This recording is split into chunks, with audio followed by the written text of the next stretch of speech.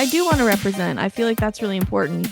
But I also really wanted to help people see it's snowy here for like months, like sometimes 4 months. That's a lot of months to hate your life. So I want to share how I see the snow, which is like this magical, glittery, freezing cold, interesting. Like if you were an alien and you had never heard of snow and I had to describe it to you, how would I describe it? It's like sparkly and cold and you can like form it into shapes and you have to move it out of the way. Like it's such an interesting substance. And I wanted to kind of like capture the glisten, the glittering of it, and also like all the things you can do in it. And then at the very end, spoiler alert of my book, I wanted to show one of my favorite things about the snow, sitting around a fire or somewhere very cozy and warm with your loved ones, snuggling up and being warm and getting dry. It's so good. I just love that part of it. Welcome to the Stark Reflections on Writing and Publishing podcast. There has never been a better time for writers. More information, options, and opportunities are available to you, but navigating these requires insight. Join Mark Leslie Lefebvre as he draws upon more than a quarter century of experience as a writer, a bookseller, and a trusted book industry consultant to explore and reflect on the writing and publishing landscape to help you make informed choices on your writer journey.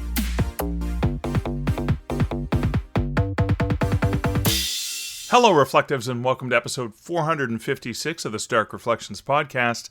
This is your host, Mark Leslie Lefebvre. In today's episode, I have a conversation with Meaghan Smith. Meaghan Smith is a Juno-Award winning musician, a visual artist, and storyteller whose creative life bridges the worlds of music and fine art.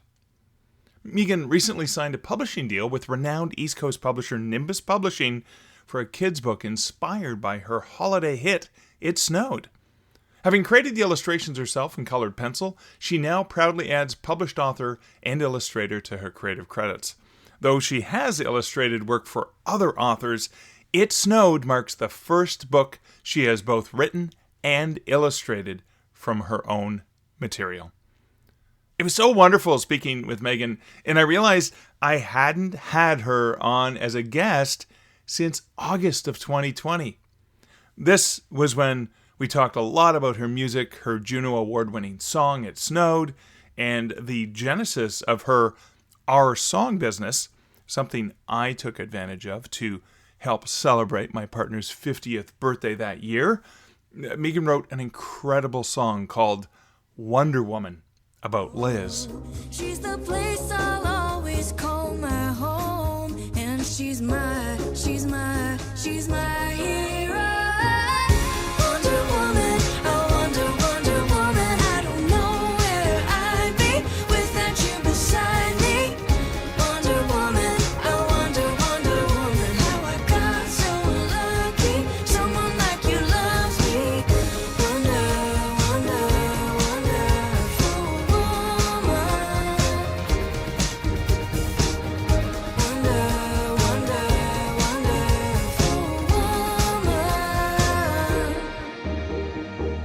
And I'll have a link to the full version of the song, because I know you want to listen to the full thing, along with the video I created for it in the show notes at starkreflections.ca.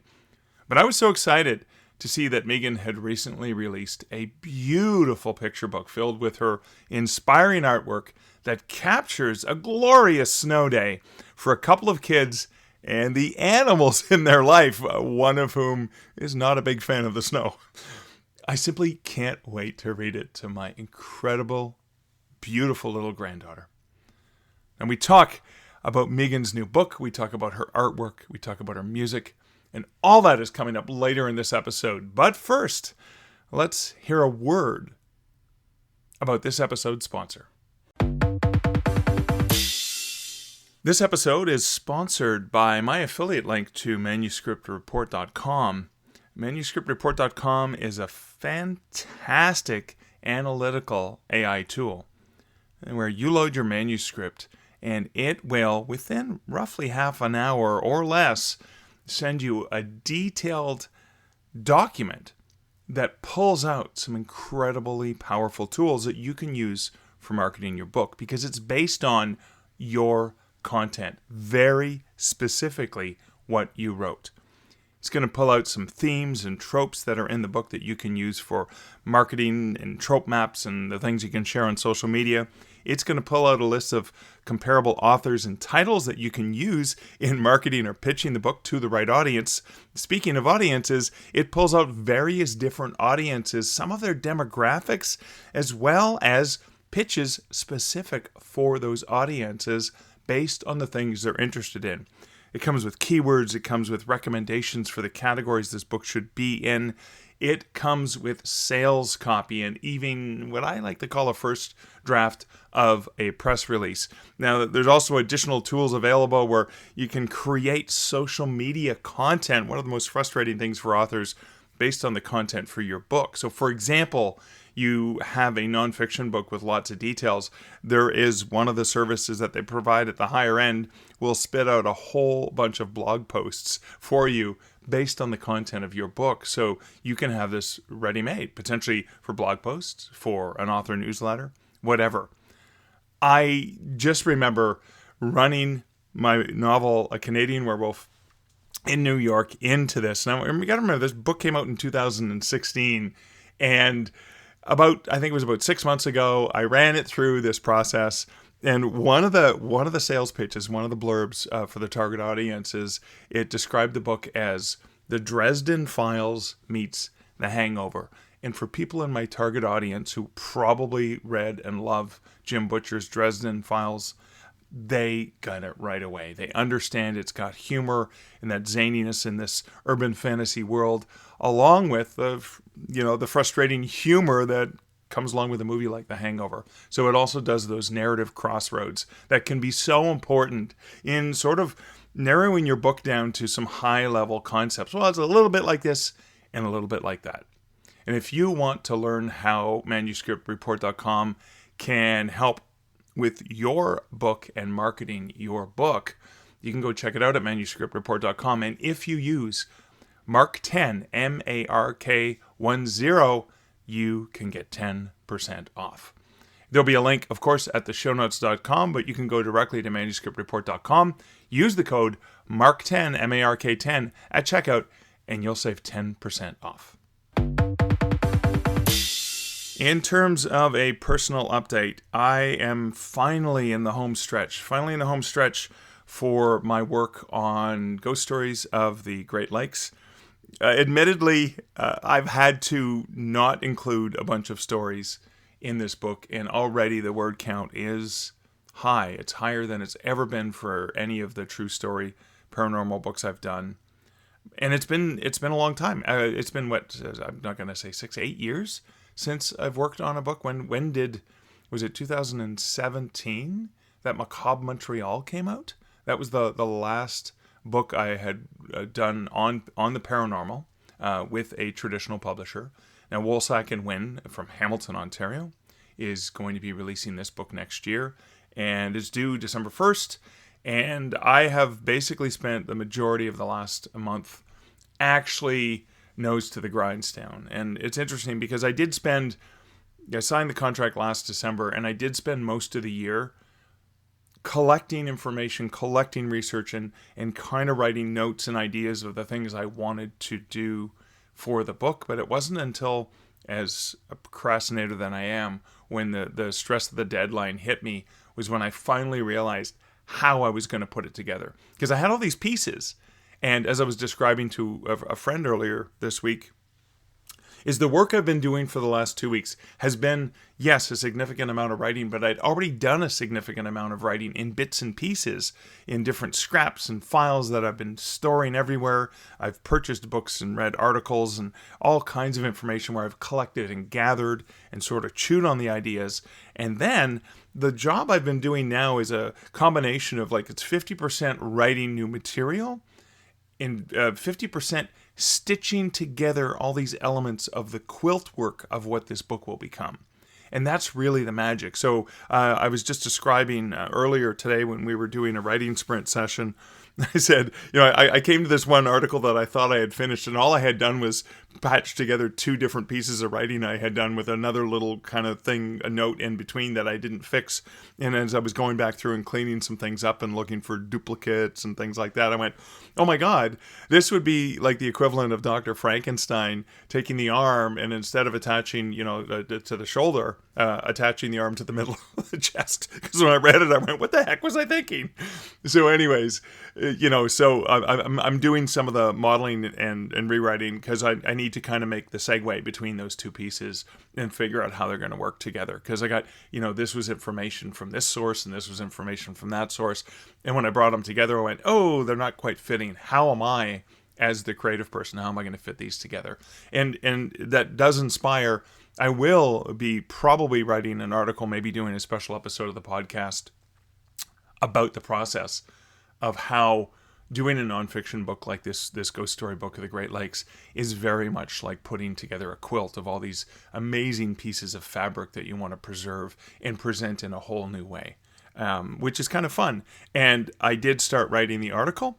I did just admit this to my publisher that I did start writing the article, and I went, what am I doing? Oh, I'm exercising the procrastination muscle and working on this article instead of working on the book that's due in just a few days. So I told her I put it aside, and I am gung-ho on this, but I just have 3 more days to do. And it has been late nights, early mornings, and the entire weekends as well. It's going to be tricky because my buddy Kevin Anderson's going to be in town on Friday. We're going to be hanging out together Friday late afternoon and night, and then Saturday I'm at Guelph, a Christmas market, selling books in person. So I really will only have like Saturday morning, probably later Friday night, Saturday morning before I have to pack up and get over to Guelph, Saturday night, and then a huge long, probably 16 to 18 hour day on Sunday to wrap up all the final pieces so I can get that manuscript off to Woolsack and Win on December 1st. And that's been the majority of what I've been focused on and anxious about and worried about, but also absolutely loving this process so much. I forgot how much I like working on a book like this. It's a different kind of thing than writing a novel. It's even a different kind of thing than writing nonfiction books for writers. This is me going and listening to various storytellers and reading different sources and then trying to stitch it together and retell them in my own voice through my own narrative. And there is a narrative structure as we make a tour around the Great Lakes. And even just talking to my friend Julie this morning about this, I was just thinking, oh my God, what a great way to promote the book using that same storyteller tour of the lakes, that clockwise tour that I do of each of the 5 Great Lakes and the water systems that connect them. But anyways, as you can tell, I am very enthusiastic and very excited, and that's exactly how I always feel when I am in the throes, the depths of the beloved process of putting together a book. And I forgot the high that comes with that. And it's a reminder to me that, I need to write more often instead of just putting it off. And I think about, there's at least the 3 books that are on the back burner, actually more than 3, but 3 major ones that are on the back burner, and I'm so looking forward to, after taking a bit of a breather. I know there's going to be some back and forth with edits and stuff like that, but that's fine. That's a different kind of work.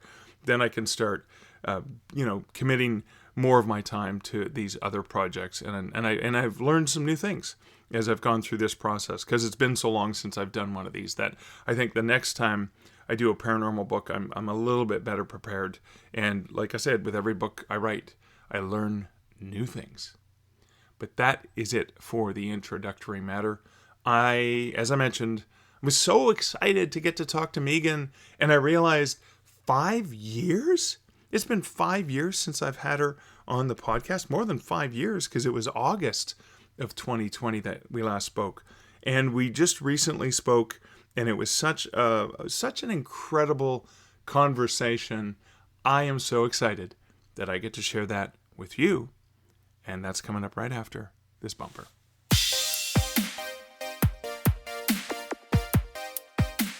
Hey, Megan, welcome back to the Stark Reflections podcast. Hi, I'm so happy to be back. It's been a while, and you have been up to so much.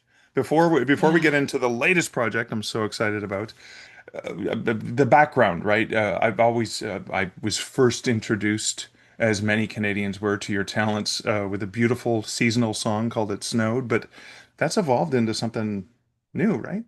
Yeah. So I wrote this little song that called It Snowed. And it's funny, I wrote it because I was doing a project with a couple other musicians and we were collaborating with CBC Radio out here and they were like, "Oh, we need a few original Christmas tunes." So myself and my other musician friends were tasked with each writing one or two originals. And so I spent like a month on this one song. And then I was like, "Dang it, I need another one." So I was trying to think of, all the material we had for this album was all very, very Christmassy, like hardcore Christmas. And I was like, there's some people who aren't into Christmas and they don't celebrate Christmas. What could I write a song, like a holiday song that's not Christmassy? And then it dawned on me like, well, what do we all have in common up here in Canada? It's the snow. And what's my favorite thing about the snow is a snow day. And I was like, okay, well, I'm gonna write that song. And it took me like a half hour to write it. I wrote it really fast. Really? And yeah, it you know how like sometimes you write something and you're like, I don't know where this came from, but it just showed up. It was like that. And it just fell into my lap and I took it to my friends and they were both like, "This is a really good song, Megan." And I was like, "Is it? Okay, cool." So we ran with it and it has taken on a life of its own. It has gone on to be one of my most popular songs. And now it's a picture book. Oh, so exciting. Before we get to the picture Yeah. book, which I'm so thrilled about, I was looking into your background and I mean animation. I mean, I know you've been doing a lot of art in the last half dozen years or more. It's been more of a concentration, but I always do. I've always it was always been doing there. art. Yeah. Yeah, but are you talking about the mini art show that I do? Well, you do art shows, but you've been making Yeah. cards and you've been Yeah. painting. You've been doing so much over the last, well, actually, probably always, but it's become more prominent maybe in the Online last for half sure. dozen or so years. Yeah. Yeah. Online for sure. Yeah, so I went to school for animation. I studied at Sheridan College and I fell into music like I kind of like take the back entry every time I do something I do it by accident. So when you're animating, which is it's not the same as design, it's like, Disney or Pixar movie pictures, but I did 2D animation, which meant we had to draw on paper as opposed to using computers. So Right. we had to record a voice and then you match your drawings to the sound of the voice. And that was like my first time being in a recording studio. And word sort of like got out through my roommate and other people that, oh, Megan really likes singing. And then I like started holding these little hallway concerts at school and people were coming. And then like a professor came and then like the engineer for the recording studio showed up to one of my stairwell hallway concerts because the acoustics were really good in there because it was like the cement building. Oh yeah. Um, and he was like, "Why don't you come and let me record some of these songs for you?" And I was like, "What? Okay." So I got into music by going to animation, by going to school for animation. I Wow. don't I don't know. Anyway, that's how it all started. And then from there, um, I got I moved to Halifax because I got a job out here in an animation studio, which lasted for like a few months before I moved on to something else because that's kind of the nature of the industry is you have contract to contract work. And at the same time when I moved out here, I thought, well, I got this new job. I don't know anybody in this town. I'm going to try doing an open mic. So I went to an open mic and things just like everything just takes off, like if my life is a testament to anything, it's just if you just show up and try, stuff happens. I'm not like I don't know. I just things and doing things and things keep happening. That's it. That's Oh wow. That it is looks like a amazing. lot, but I just keep doing stuff. Yeah. Well, yeah, it looks easy from this side when we don't see below the surface of that iceberg and all the stuff that went into it. Yeah. There's a lot of like there's a lot of self-doubt and stage fright and failed paintings and all sorts of things. But, I have anxiety, so it's something that I deal with on a regular basis. And part of me dealing with that is making things. So after I had this job in animation, I made my own album. I got picked up by Warner Records. My husband quit his job and became my husband. We toured for like 10 years. And while I was touring with like this horrible stage fright, I would paint these tiny little pictures in my hotel rooms and in the green, like backstage and green rooms, because I was so anxious to get on stage. Like, and I don't drink, I don't like, do all those normal musician things that help people calm down. So I had to figure out a different way. And for me, it was painting. So I think that's what you're referring to. A lot of the time tour, I would do these paintings and then sell them at my shows. Now that I'm no longer touring, I sell them online. And yeah, so that's the mini art show. That's amazing. And so then you Yeah. took this passion for writing, Yeah. creating, and painting. Hmm. And so how did this evolve into the book that's just been released for this Christmas season? Yeah. Again, I fell accidentally into this. So beside on top of all these things, I also have a stationery line where I design greeting cards. Really, like the greeting cards is just like I love connecting with people. I love helping people connect. And it's just a fun way to like illustrate something really quickly and then have it to share with other people. So I make these greeting cards and I sell them locally in a bunch of stores around Halifax. And one of the stores that sells my greeting cards is a wonderful little bookstore called Woozles. And yeah, It is legendary across it is a Canada, of legendary course. bookstore. I think Yeah, it's the oldest bookstore in Canada, if I'm not mistaken, it may be. Yeah, or the oldest children's bookstore in Canada. And yeah. just like fantastic people and, all around good vibes. And I think it might have been 2 years ago, I was in delivering a card order, and the manager said to me, "Have you ever considered making your own book?" And I was like, "Actually, you know what? Yeah, kind of, but I have dyslexia, and the odds of that ever happening are very low. Like, not that like writing the words to a song is difficult, but I just didn't picture myself that way. Like, I also never pictured myself as a musician because I can't read music, but the way I kind of fell into music, I just had never pictured myself as an author. But she was like, I think you should think about that. And so I thought about it, and then I was in another time to see her, and I was like, you know what? I'd like to make my song "It Snowed" into a picture book. I think that could be really cool. I might just start that. I might just start working on it. And she was like, okay. Then she went. She knows a bunch of people at Nimbus. She went and spoke to the people at Nimbus on my behalf and said Meaghan Smith is an artist and she's this musician and she has a song "It Snowed," and that they are familiar with the song. And like 6 months later, I got an email that was like, "Congratulations, we would love to offer you a deal for your book "It Snowed." And I was like, "Okay, amazing."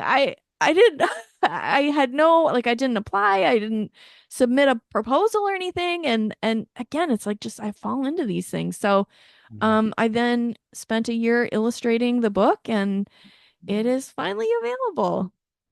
Oh, that is so amazing. I mean, I've worked in the book industry in Canada since the early 90s, and I know just how beautiful and amazing the booksellers and the publishers are to work with. So amazing Yeah. that the owner, the manager of Woozles, recognized that and said, "Ooh, this would be fun," and then was a linchpin in connecting Yeah. you with a Yeah. really phenomenal publisher from the East Coast.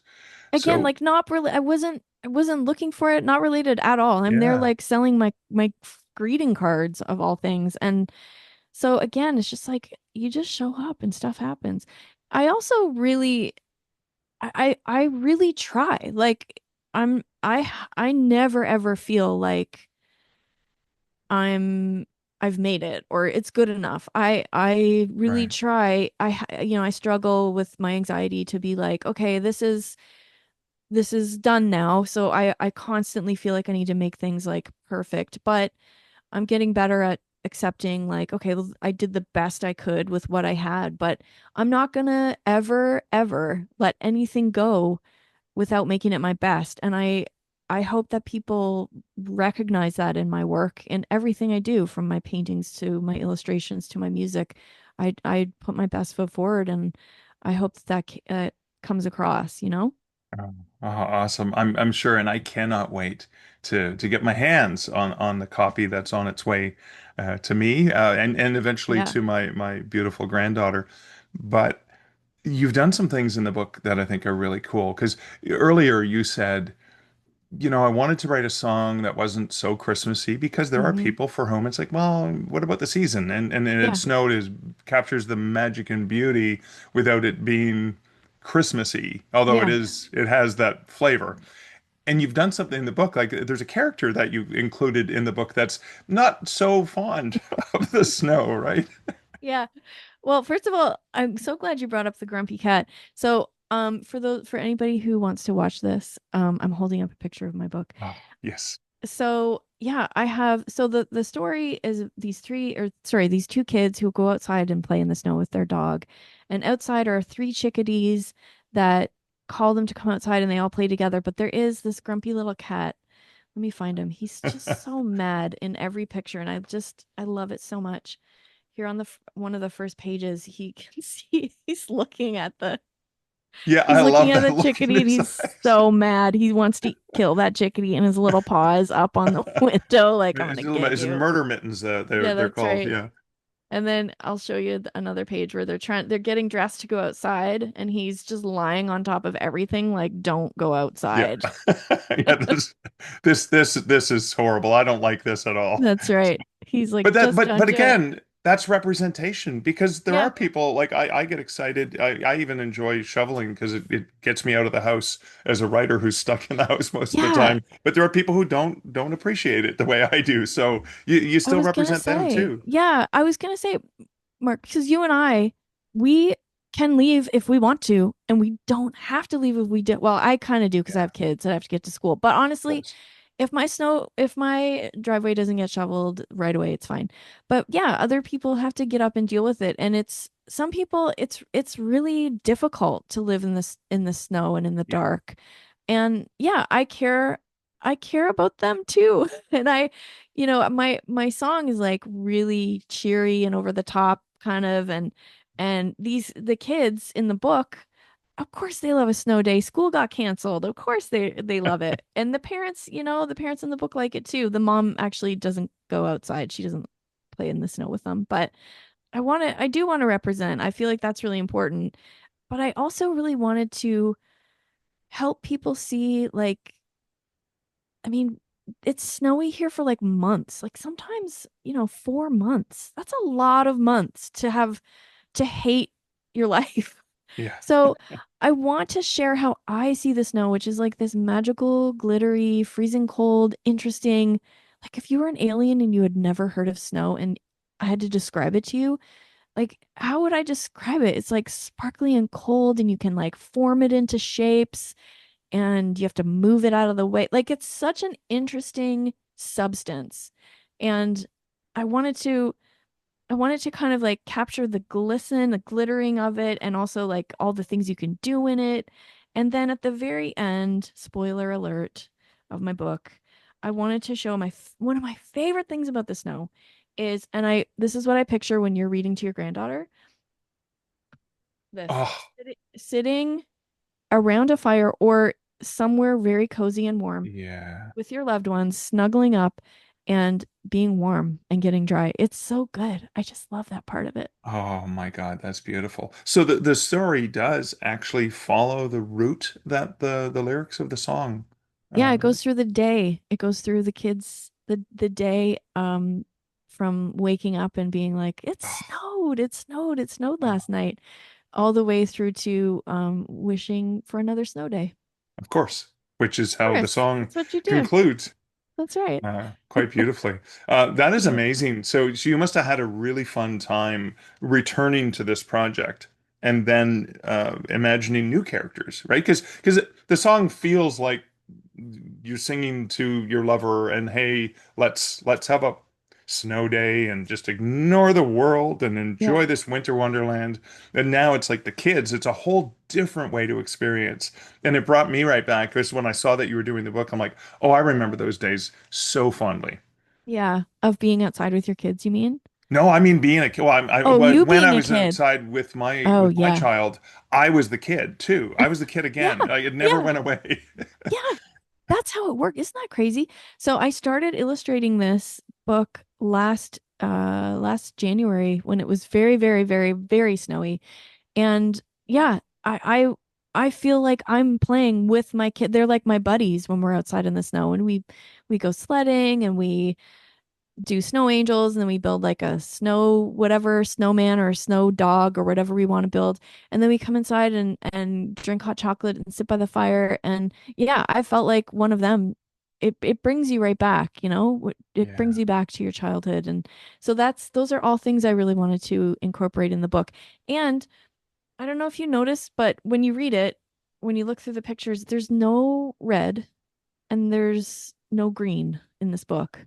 Oh my God. So Well, I haven't actually I've seen more than photos online, but yeah, there's no red and no green. That's there's no interesting. So that red was and a no green. stylistic choice. Yes. Because again, I want it to be a holiday book, but not Christmas. It's not a Right. Christmas book. So I really wanted to make sure that I reflected that in the pictures. And I made sure last year when I was illustrating this to look at the snow, like really examine it Right. and see what colors were in the snow. And like on this page, for example, I'm holding up a page that where it's all very sparkly and there's two deer Yeah. walking across a Hmm. field of snow. And you can see there's sparkles and they're all different colors because that's Yeah. what I saw. But I didn't see Yes. any red and I didn't see any green sparkles. And it's So, always amazing when you mention that. I think about at night, even if there mhm. are no street lights, if you're somewhere where you're actually out there, from the moonlight, you can see those gorgeous sparkles. It's like a Yeah, magic it is magic. landscape, Yeah, it's totally magical. I love it. especially when it's untouched by Oh animal yeah. or human, feet, footprints or Yeah. whatever. It's just this magical landscape, and I love that you captured those sparkles. Yeah. And it's cool too how it like drifts, you know, it like there's all these like weird sculptural shapes when the wind blows it over your car or whatever. It's Yeah, like I find that so lovely and interesting. And I know a lot of people are breaking their back shoveling and I am too. We don't have a snowblower, so I'm out there too shoveling. But yeah, I hope that people read this book and feel cozy and appreciate the beauty of the snow because we really like we need it. We need things to freeze.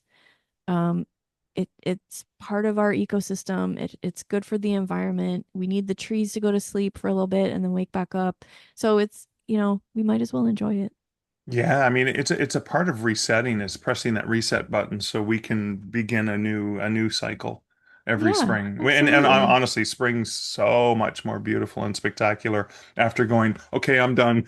I'm cold. Yeah, My can't feel like I come in from shoveling and I can't feel my toes or I yeah, sometimes come in for breaks just to warm up, you yeah. know. But so that I think that makes that rebirth every season even more beautiful. It absolutely does. Yeah, So your creative life is multi-layered. So you're yeah. painting still. Mm, You've written a book. Potentially you have more ideas for other things. Are you still writing music on a regular yes, basis? Yeah. yes, I am.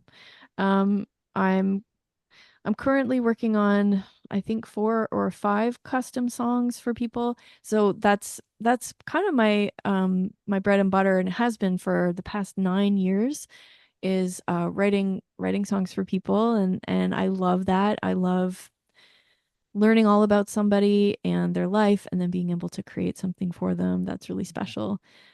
So we still do a lot of that, and I write for a publisher, like a music publisher. So we have a lot of music on different like TV shows and films and things. Oh, okay. And I have my artwork in various galleries, and then I've got my stationery business, which is in stores across Canada, and I just keep making stuff. Yeah.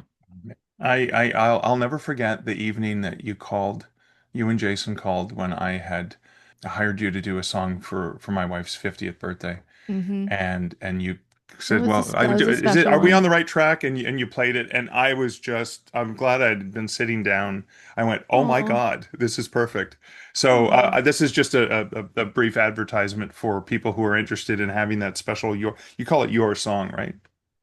I call it our song. Our Our song, song. sorry, yeah, Yeah. our song. No, that's so More sweet. inclusive. That's wonderful to hear. And it's such an honor for me to have gotten to know you and your family in order to create something that would suit you, suit your Yeah. wife. So I just I'm honored to be people's songwriter. It's a Yeah. really crazy, amazing honor to be Yeah, that you're for people. taking these stories and the way you did the process is amazing. You take in the stories from as many of the people involved as you can, and Hmm. then you produce something which is just again magical, like a snowfall. So, Kind um, of. what what's next? Like what are the things that you have? Because like this book, for example, you started last January and you were working on that because you were under contract with a publisher. But are there other things that you're anticipating of the creative works that you plan on working on in the next little while? Yes, I'm so glad you asked. Thank you for asking that. I am doing a Christmas concert this December, December Ooh, 19th and 20th okay. here in Halifax. Do you want to fly over and Oh, check it out? I'm gonna be Pencil checking it my in? calendar to see if I can sneak away. Yeah, so it's right before the holidays, and I am going to make it as magical as I can for kids, but also for grown-ups because, Oh, you know, as someone who experienced magical Christmases as a kid and then grew up and now is a magic creator for my kids, I understand that it's a lot of work. And I think that parents really need to have some magic made just for them in their own lives. So I've got a children's choir coming to sing. I have a full band. I've got an actual magician who's going to be at the concert doing like tricks on stage. He's an actual magician. His name is Vincenzo Ravina. He's amazing. I don't know how he does what he does. It keeps me up at night sometimes. And I think Santa's coming, so we're gonna do that. And I'm actually working on a second book for Nimbus. ooh. So a brand new book. It's a book about a song that I wrote for my baby when he was still in my body. Um, it's about like being a mom to a child who's inside your body and how cool and weird that is. And I have mini art shows coming up, and I'm working on a bunch of different projects and songs and music and doing a new album. So, yeah, stay Oh, tuned. that is so exciting. We'll have links to the concert, etc., in the show notes at starkreflections.ca. So, Yeah, with thanks. all of these creative outlets and this the multifaceted way that you push beauty into the world, how do you divide up the work day in terms of what you're going to work? Because when inspiration strikes, is it the paintbrush? Do I go to the recordings? Do I write this down? Where do you decide how to channel that and how do you divide up that creativity? My God, I'm so glad you asked that because sometimes I feel like I'm like literally just like walking in a circle going, I don't, what am I supposed to be doing today? I'm not sure where I'm going. Um, it's hard. It's really hard when inspiration strikes because I am very methodical about planning. I don't know about you. Like, it sounds to me like you are because you're describing, no, you're shaking your head, but you're I'm a describing, pantser. well, I guess so. I guess I know that about you, but you're describing like meeting up with your friend and writing together and having this like writing time Oh together. yeah. And so I I have to be very scheduled because I am working with art galleries who are expecting paintings from me, and then I have people who are waiting for songs from me, and then my publisher who's like, these TV shows are coming out, and you need to do these, and then I have this my book publisher now who's like, we need those illustrations by this date. So I have everything very scheduled in my calendar, but then sometimes you're right, like some little creative thing will just like sneak into my brain, and it's like, can you please make me exist? And then I really, I throw caution to the wind. I just blow everything off, and sometimes it really screws me over because then I have to make this new thing, and sometimes I do, and that's something that's been happening to me recently. Actually, is like there's this new thing that's like I really want to exist, and you're the one to do it for me, and I'm trying to accommodate that while I do all these other things. But a lot of times I feel like I'm juggling like 25 different things, all different shapes in the air, and I drop a lot of them sometimes, and sometimes I don't, and sometimes I fail, and sometimes I'm good. But it helps to have really supportive people and people like yourself who care about what I'm doing and will take the time and talk to me about it. So I'm so thankful for people like you and people who listen to your podcast, and yeah, just people who are supportive of artists and the arts. It really means a lot. Awesome. Well, speaking of supporting, can you please share first where people can find this gorgeous new book by Meaghan Smith called It Snowed? Yeah, for sure. Well, you probably should go to my website, meaghansmith.com, or you could go to Nimbus's website, which is nimbus.ca, I believe, or .com. But just go to your bookstore and it will be, it's all over, it's in chapters across Canada. And I believe that if your local bookstore doesn't have it, they can get it for you. And last, of course, if you really can't find it anywhere else, you can find it on Amazon. But it recently sold out on Amazon. Whoa. So I think they maybe That's have a more good copies. sign. Yeah, that's crazy, right? Like but I would encourage people to try your local bookstore first if There's you can. probably a Woozles like bookstore in Every your city, neck of the woods that you can in request every it if city. they do not already have it in stock. Absolutely. Go support your local store, your local bookstore. Yeah. Awesome. And then I guess where they can find you and the rest of your creative work online is meaghansmith.com the best place? Yeah, I have like 17 different websites for all the all the different things I do, but if you go to meaghansmith.com, you can kind of get to everywhere from that initial website. My name is spelled really weird. It's Meaghan Smith.com. Yeah, and then just like I'm on all the things like Instagram and Facebook and TikTok, and if you want to reach out, I will see your message and say hi. And you do. You actually I respond to do. people, It's which is me. quite lovely. So cool. So Meaghan, speaking of responding, thanks for responding to my request. It's so great to chat with you again. Such a pleasure. I really, really appreciate you and all the work you do and for supporting me. Thank you so, so much. There's a few things that I want to reflect on based on the conversation. The first is something that Meaghan reminds us of, which is so critically important. She is a musician, an animator, an illustrator, an artist, a writer, a creator, a children's book writer, a music writer. She is a creator through and through.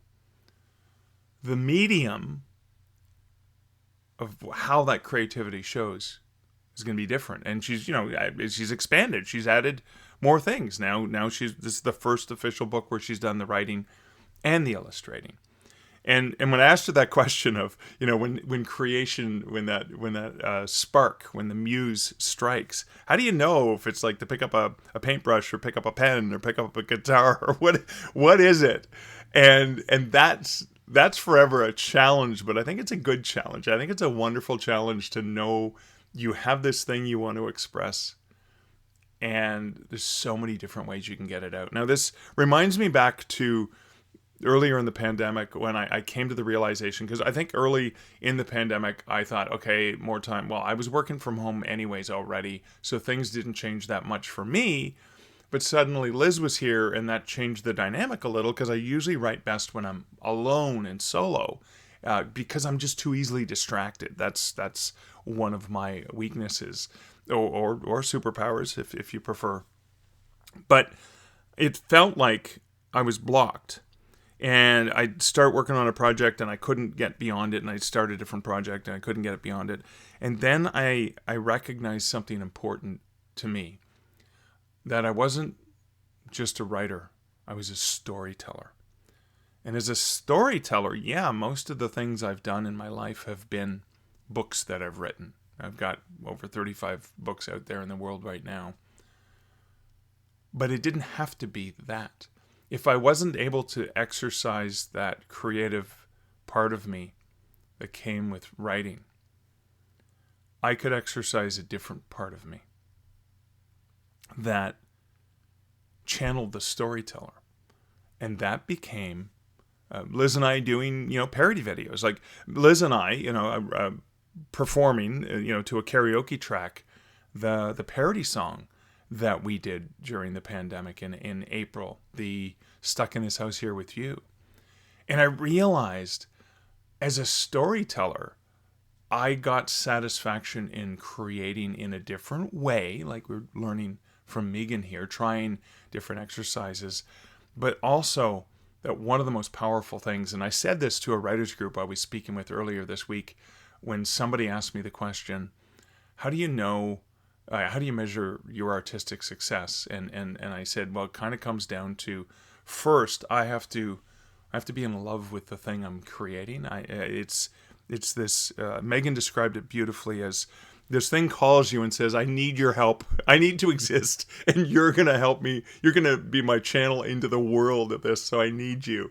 And it sometimes feels like that. Like, okay, I'll channel you into the world. I want you to be there. I want to create you and put you out there for the rest of the world. But I think that's part of it, right? That satisfaction that I even talked about before the interview, when I talked about how great it feels to be creating and writing.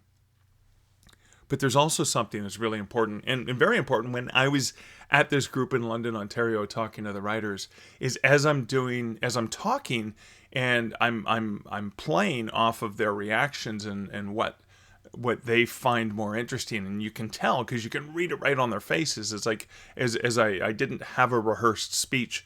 I was talking for about an hour and a half, answering their questions and giving them answers to questions they had about the book industry in general. But you can read the reaction and you can play off of that, and you can say, okay, they really are interested in this thing, so I'm going to give them more of this, and then they're not big fans of that, so I won't go that way. So I can adjust on the fly, and this comes back to that, how do you know if the art is successful? One of the best ways is knowing that you've touched someone, knowing that you have reached someone. I think that's one of the most profound things we can do as writers and creators, our artists, is incite some sort of emotional reaction or connection to what it is we've created. Like Meaghan's book. I know when I read this book, whether I'm reading it for myself or I'm reading it to my granddaughter, I know it's going to take me right back to the beauty and magic of a snow day when I was a child. That I still feel. It's snowing. It's coming down like you wouldn't believe outside right now as I record this. And, the adult part of me goes, okay, I'm going to have to shovel. Although I don't mind that. It's good. I need the exercise. But then the other part of me is like, oh, I get to play in the snow again. Her book does that for us. It does that for adults. It does it for children. It sparks that magic of what the world becomes when this magical, as she said, the substance comes down. And how do you describe it to somebody who's not familiar with it? So that's the power, is creating something that resonates. So it's kind of funny, just before, because it's the Christmas season is usually when you hear it snowed on radio play and stuff like that, and on playlists and things like that. But before the interview with Meaghan the other day, I went and put It Snowed on, and just, the way the song starts and Meaghan's voice and her obvious love for the snow and what it means was so powerful. It touches my heart still. It is among one of my favorite songs because it's just such a feel-good, lovely moment in time of this magical time when we can all feel like kids a little bit too. And that's the power of what you can do with art. You can put something out there and people really connect with it because it brings them somewhere special inside themselves.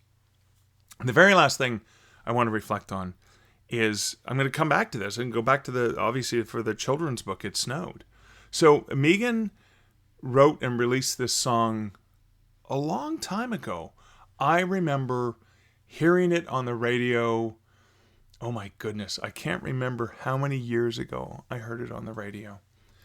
And it just, from the first moment I heard the song, it spoke to me. And it was magical. My wife and I at the time, when Meaghan and her husband were on tour and they came through Hamilton, Ontario, I had to go see her because she was so cool. I wanted to go, and it was amazing. It was amazing. It was a really lovely venue, and it was so intimate and lovely. It was a Christmas show, obviously, and it was just, it was really incredible. But that and that song won a Juno, and that must go back. Oh my goodness, that's got to go back to. I can't even remember. Like, was it the early aughts? I can't even remember when it came out. But that was a creative thing that happened, right? And she explained the genesis of that early in the interview, where she just wanted to create a seasonal holiday song that wasn't necessarily Christmas because it was so inclusive.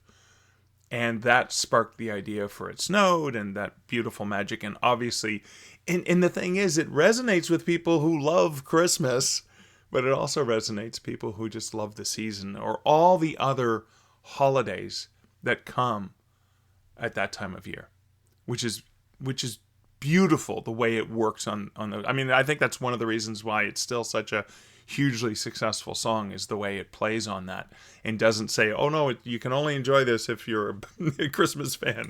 No, you can enjoy this if you understand the snow and magic and stuff. And even if you don't, it's a magical thing.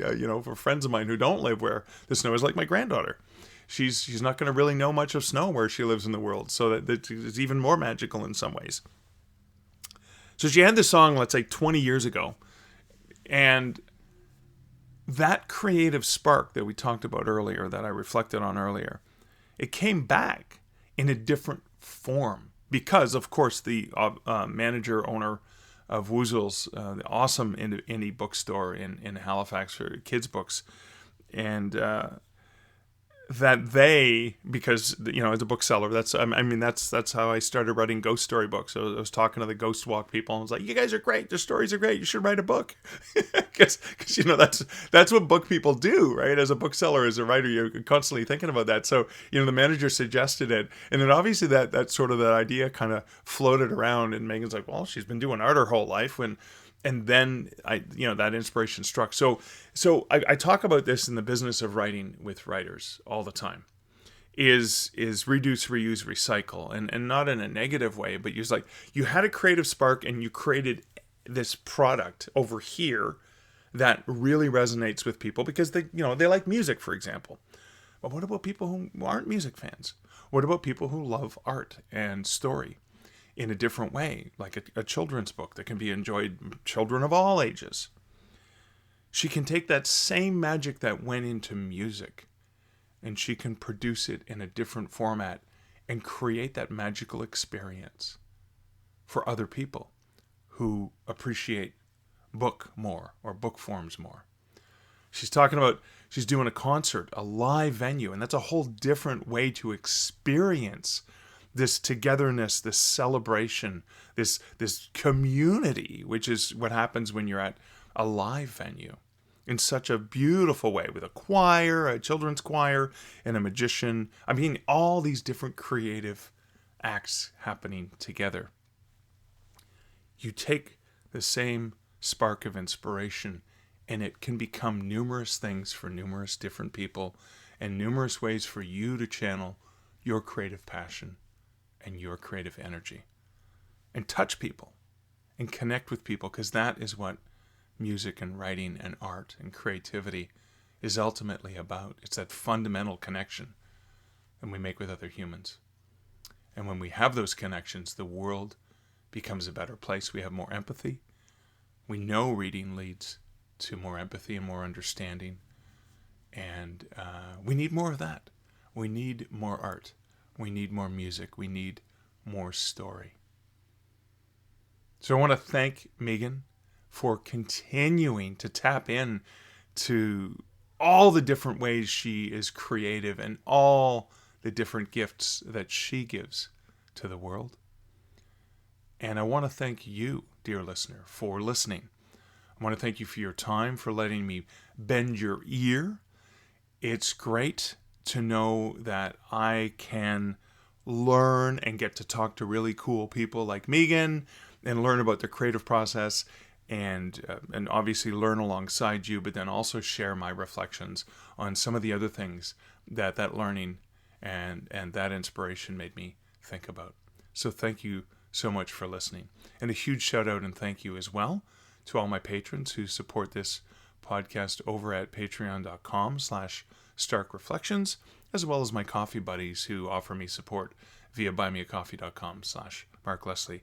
That support means the world to me because it's basically it's you tossing a few coins into that tip jar and letting me know that you appreciate it. But I do definitely appreciate you because it's really good to know that I can share these things with you and hopefully spark some of your own reflections, some of your own musings. And I do love when you share that, and feel free to share your comments over at starkreflections.ca or on any of the socials and just tag me. But as I said, that is it for this episode. That is it for this reflection. Until next week. Until next episode, and sometime after I get that driveway shoveled, here is wishing you great writing and good Stark Reflections. Thank you for listening to the Stark Reflections podcast. You can find show notes for each episode at starkreflections.ca.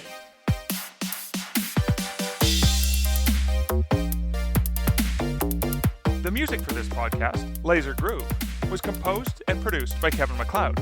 Check out more of Kevin's great music at incomptech.com.